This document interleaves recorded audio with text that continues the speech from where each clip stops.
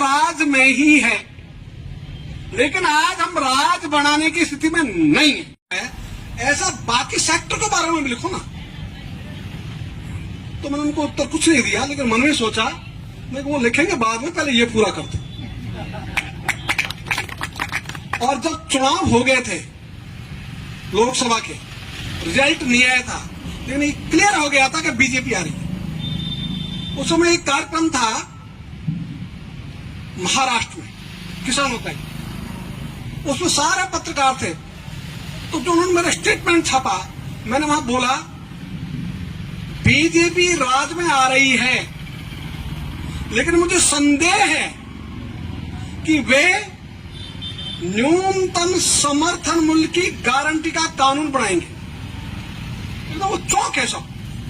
उनका क्या कह रहे हो आप तो बीजेपी के सीनियर लीडर राजस्थान के, और वहां तो वसुंधरा जी के बाद आपका नंबर है, इतने सीनियर लीडर होकर ऐसी बात कह रहे हो आप। हाँ मैम, बिल्कुल ये भी जिम्मेदारी के साथ कर रहा हूं कि बीजेपी राज में आ जाएगी, तो भी मुझे संदेह है कि वो न्यूनतम समर्थन मूल्य की खरीद की गारंटी का कानून बनाएगी।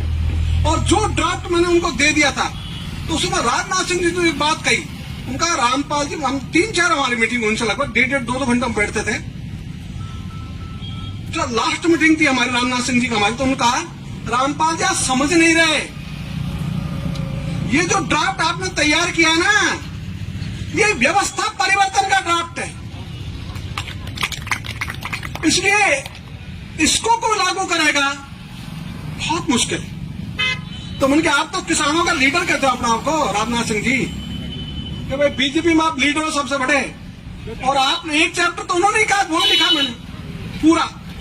तो उन्होंने कहा ना कि रामपाल ये मैं लिखूंगा, क्यों मैं कृषि मंत्री था तब मैं बिल लाया था, आप लिखो, सुनिश्चित है प्राकृतिक आपदा में सहायता कैसे दी जाए किसानों को, उनका हाथ का लिखा हुआ, वो मेरे पास है, उनका हाथ का लिखा हुआ मेरे पास आज भी रिकॉर्ड में, और वही मैंने कानून में लिखा।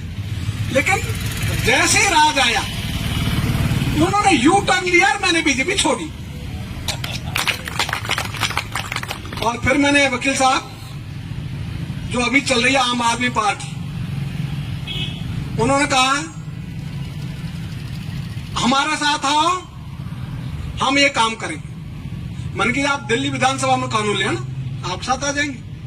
तो मुझे किसी से न कोई परहेज है न लगाव, मैं तो राजनीति में किसानों का राजदूत हूं। तो जो किसानों का काम करेगा उसके साथ, नहीं किसानों का काम करो उसके साथ नहीं हम करेंगे। तो सारे बातचीत हो गई। 5वीं 6ठी दम मीटिंग हुई हमारी केजरीवाल के साथ, 5वीं या 6ठी ठीक से ध्यान नहीं। तो बोले रामपाल जी आप दिल्ली विधानसभा में कानून लाने की बात कर रहे हो, दिल्ली में तो किसान है ही नहीं।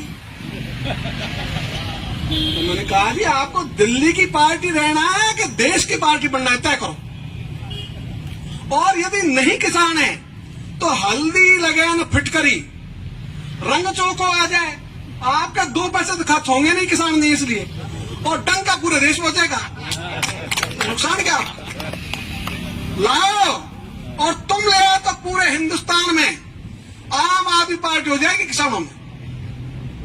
उनका 15 दिन का टाइम दो मुझे, चलो कोई बात नहीं, 15 दिन क्या फर्क पड़ता, 15 दिन लाओ। जब उन्होंने 15-20 दिन निकाल दिए, महीने निकाल दिए, मैंने उनको छोड़ दिया। और लोगों ने कहा तुम क्या यार उल्टा काम करते हो, बीजेपी राज में आए तो उसको छोड़ दी। अब आम आदमी पार्टी का चार्म बढ़ रहा है लोगों में, अब उसको छोड़ दी। और वो भी उसका प्रदेश अध्यक्ष था और राष्ट्रीय कार्यकारिणी का सदस्य था। और जब राष्ट्रीय कार्यकारिणी की मीटिंग होती थी तो प्रेस ब्रीफिंग के लिए केजरीवाल ने कहा रामपाल जी ही प्रेस ब्रीफिंग करेंगे, तो ये भी नहीं। और मैं जब जाता था वो खड़े होकर अभिवादन करते थे।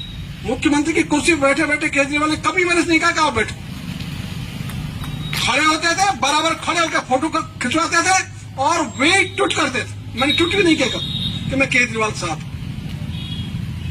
ये मैं क्यों कह रहा हूं, मैं इसलिए कह रहा हूं जो आपने प्रश्न किया दोनों ने कि आखिर इसका समाधान क्या, तो समाधान तो आपने बता दिया। और आप सब होशियार लोग हो, पढ़े लिखे लोग हो, चिंतक आदमी हो, तो आपने कहा समाधान तो राज ही है। इसलिए ये सही बात है, बिना राज के कानून नहीं बनते।